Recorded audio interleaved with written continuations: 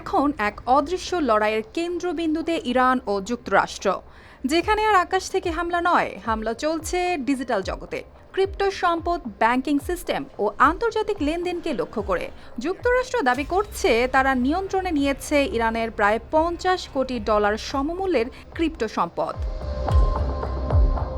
যুক্তরাষ্ট্রের treasury secretary Scott Bessent এক সাক্ষাৎকারে জানিয়েছেন, তাদের পরিচালিত অপারেশন ইকোনমিক ফিউরি ইরানকে চাপে ফেলেছে। তার কথায় বোঝা যায়, প্রথমে প্রায় $10 কোটি জব্দ করা হয়, এরপর আরও $35 কোটি সম্পদ নিয়ন্ত্রণে আসে।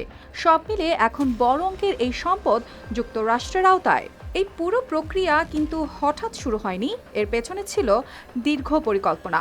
ডোনাল্ড ট্রাম্প আগেই এই অর্থনৈতিক চাপ বাড়ানোর নির্দেশ দিয়েছিলেন, পরে আবারও সেই চাপ বাড়ানোর কথা বলা হয়, ফলে ধীরে ধীরে ইরানের অর্থনীতির ওপর চাপ আরও বাড়তে থাকে।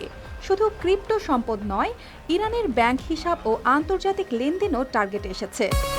প্রতিদিন গোসলে সিরামের উজ্জ্বলতা মেরি সিরাম সোপ বার। যুক্তরাষ্ট্র অন্য দেশ ও কোম্পানিগুলোকেও সতর্ক করেছে, যাতে তারা ইরানের সঙ্গে ব্যবসা না করে। বিশেষ করে তেলের বাজারে এই চাপ আরও স্পষ্ট।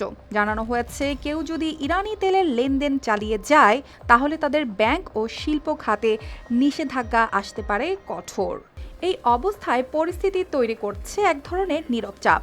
বাইরে থেকে সবকিছু স্বাভাবিক মনে হলেও ভেতরে ভেতরে প্রভাব পড়ছে অর্থনীতির ওপর।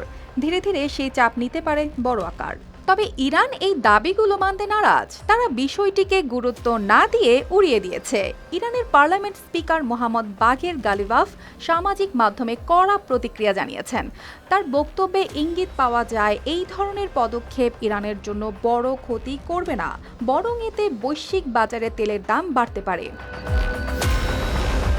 সব মিলে এখন এক নতুন ধরনের যুদ্ধ সামনে এসেছে। এখানে গুলি নেই, যুদ্ধবিমান নেই, আছে শুধু অর্থনীতি, প্রযুক্তি ও নিয়ন্ত্রণের লড়াই।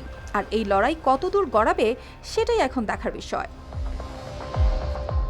অর্পিতা জাহান, RTV।